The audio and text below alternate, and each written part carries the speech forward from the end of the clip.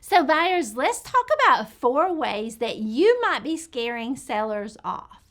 First of all, if you're sending in an offer and you don't have your pre-approval or your proof of funds, it is really hard for a seller to consider your offer seriously in today's market. So make sure that you're sending those 2 things.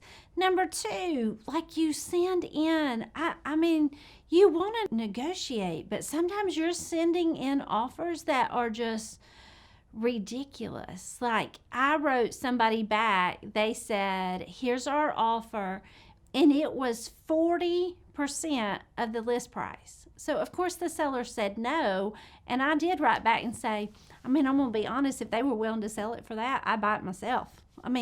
But you're cutting your negotiation off if you start too low. So think about, do you want to insult someone or do you want to start a conversation? Another thing that sometimes we're seeing is these super long contingency periods. So like a due diligence period of 3 weeks. Listen, it doesn't take 3 weeks to get a home inspection, and that is the main reason for due diligence. So if you've got too long of contingency periods, that can scare off a seller. And then the last way that you can scare a seller, sometimes we get these letters from buyers, and they'll include like 50 photos of their dogs, all this stuff. Listen, for a seller, that can be too much sometimes.